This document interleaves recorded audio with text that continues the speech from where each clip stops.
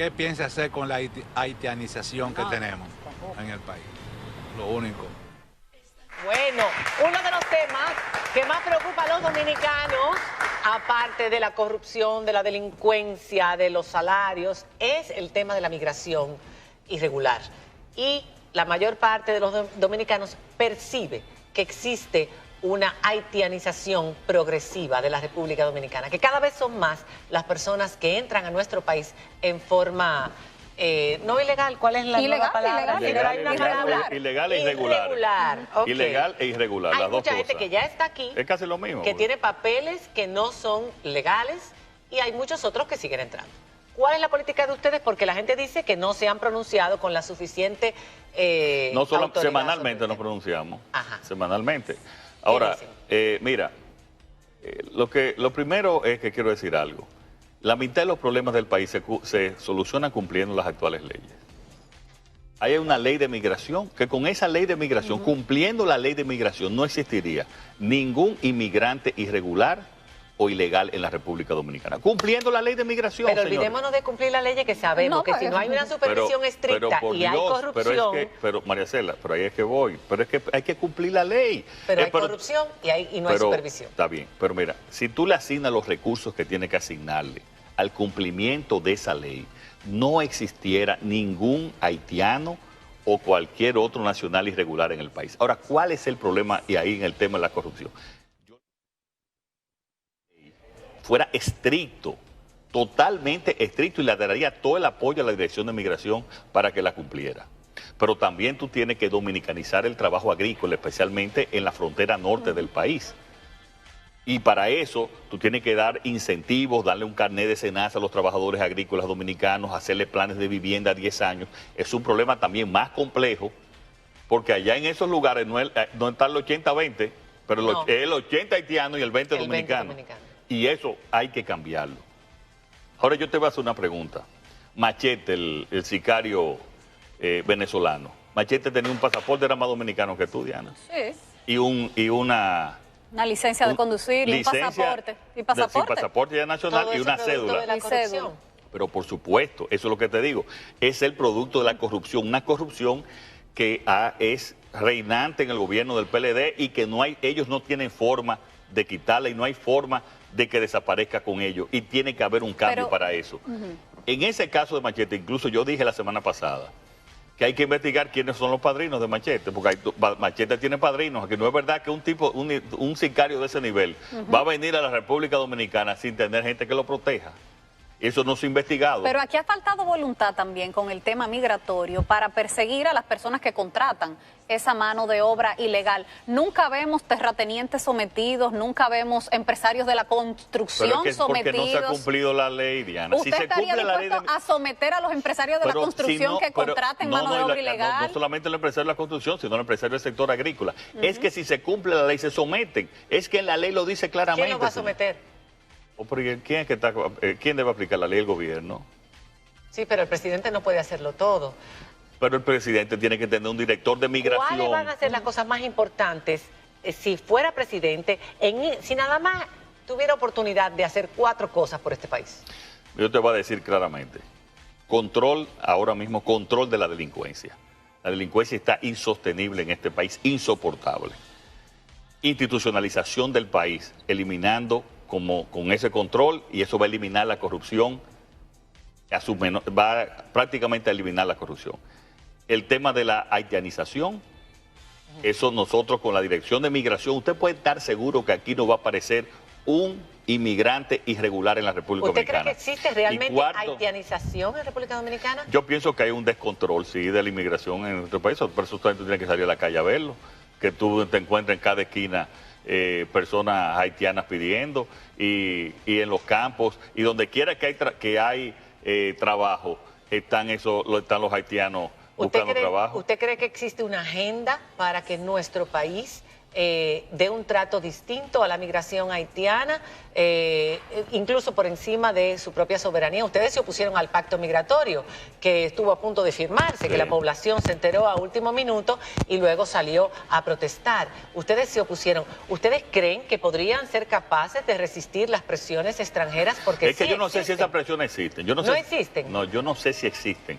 A mí no me ha llegado, pero si existen, no se pueden involucrar. Nosotros somos un país soberano. Ellos no pueden involucrarse en eso. Pero también, María Cela, es que aquí no hay una política exterior que realmente tenga una agenda que le diga. Hoy mismo dije yo al salir con los periodistas, donde doña Milagros nos apoyó en un movimiento unido por el cambio, le decía que Haití es un país inviable y que la comunidad internacional tenía que ser más responsable porque no podía dejar a la República Dominicana prácticamente, que es la única nación que ayuda a Haití con el tema de las madres parturientas, el tema de salud. O sea, no nos pueden dejar solos. Esa es una irresponsabilidad de la comunidad internacional, con una agenda realmente que tenga de política exterior con los demás países. Y nosotros defendiendo y poniendo a la República Dominicana en primer lugar y decirle a Haití y tener una relación con Haití de respeto, pero ellos allá y nosotros acá. Pero eso es lo normal que tiene que hacer cualquier país, señores. Sí, es que yo no le veo nada de nuestro país tiene una condición particular, es la única isla que comparte dos países y el país más pobre del hemisferio. Exacto, eso mismo dije yo esta tarde. Tenemos una condición sumamente y única. Por eso tenemos que actuar de manera especial. Y en esa parte especial tenemos... Mira, ¿tú sabes cuál es el país en el Ministerio de Relaciones Exteriores? La mitad del Ministerio de Relaciones Exteriores debería ser un departamento para tratar los temas haitianos, por la importancia que tiene y cómo nos afecta la situación haitiana. ¿Lo hay? No. Aquí ni sabemos lo que está pasando en Haití. En Haití ahora mismo hay prácticamente una ingobernabilidad. Así es. Eso no se va a desarrollar. Hoy Haití es un país inviable. Inviable es Haití. Y nosotros tenemos que estar preparados desde el punto de vista militar con... yo fuera presidente y la mitad de las Fuerzas Armadas estuvieran hoy en la frontera. Preparados para cualquier situación, para detener cualquier avalancha de inmigrantes en este momento. Pero al mismo tiempo... ¿Se resuelve el problema con un muro? Mira, yo no sé, eso habría que estudiarlo. Yo lo que te puedo decir es que lo que haya que hacer para resolver ese problema, hay que hacerlo.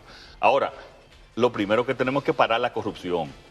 Porque ¿cuántos haitianos habrán comprado igual que Machete en la nacionalidad dominicana? Yo te pregunto. Porque dice que para la cédula lo que le dieron fueron 10,000 pesos, para que le dieran una cédula. Esas fueron las denuncias que se publicaron en los medios. Entonces, aquí hay que tener un muro en contra de la corrupción y tener detenida también cualquier situación, y para eso están las Fuerzas Armadas. Si se necesita un muro, lo importante es que se detenga la inmigración ilegal. Y se va a detener la inmigración ilegal, ¿tú sabes cómo? Llevando a la justicia, aplicando la ley de inmigración y llevando a la justicia el que contrate haitianos ilegales. Usted mencionaba el tema de la delincuencia entre los principales de su eje de acción. Y recientemente hacía la propuesta de un aumento de penas e incluso llegar hasta la cadena perpetua. Hay expertos en seguridad ciudadana que dicen que eso no reduce la delincuencia, que los países donde se aplica no han experimentado una reducción de la delincuencia. No, pero yo no estoy de acuerdo en eso. Mira, ¿Por qué hace esa propuesta? Sí, pues yo te lo voy a poner. No estoy de acuerdo en eso. Primero, no es verdad que eso está aprobado, que no reduce la delincuencia. No está aprobado en ninguno de los dos sentidos. Esa es la realidad y yo he visto muchísimos estudios. Ni tampoco la pena de muerte, tampoco está aprobada. Entonces, yo no propuse la pena de muerte. Yo propuse fue la cadena perpetua. Exacto, lo que propuse fue la cadena perpetua. Ahora, cada sociedad es diferente. Lo que funciona en Noruega no necesariamente funciona en la República Dominicana. Entonces, yo creo en un endurecimiento de las penas. Y yo le pregunto a ustedes y a los que me están escuchando. Esta persona, no se me puede llamar persona, ese elemento, el chamán Chakra, el que violó a su pareja y a los 3 hijos y después lo mató. Y después lo mató. Y a su pareja. Y a su pareja. ¿Tú crees que puede salir, en 15 años esa persona puede salir ahora mismo? Sí. Con el Código Penal. Cadena perpetua. ¿Usted abogaría por...? Pero claro, para mí esa persona, en casos especiales, no puede salir de la cárcel. Hablando del Código... Y yo te pregunto, ¿tú crees que esa persona se va a recuperar? ¿Tú crees que esa persona se va a reeducar? Pues yo creo que no. Y que un animal como ese no puede salir de la cárcel. Eso es lo que yo creo. Y no estoy de acuerdo con lo que creen lo contrario. Ok, hablando de eso, y a propósito, aprovechando la mesa que tuvimos ayer, Sí. antes Digo, de la escúchame con los pausa. animales, pero yo no creo que otros pinten por lo pueden tener. Personas que han cometido asesinatos pueden merecer cadena perpetua en otros países por 1, 2 o 3 asesinatos. Pero hay muchas otras personas. Esa es la que yo también lo propuse, fue la acumulación de pena. Acumulación de pena. Hay muchas personas que caen presos por posesión de marihuana o de drogas. No, pero esos o son por casos consumo, muy diferentes. Por Dios. consumo. Nuestras cárceles están así. ¿Estaría usted de acuerdo con la despenalización del consumo, que fue un tema que tratamos ayer en la mesa? Cuando regresemos de la pausa, nos va a hablar sobre eso y vamos a entrar en el microtráfico, que ha sido tema muy importante todos estos días. Cuando regresemos, ya volvemos.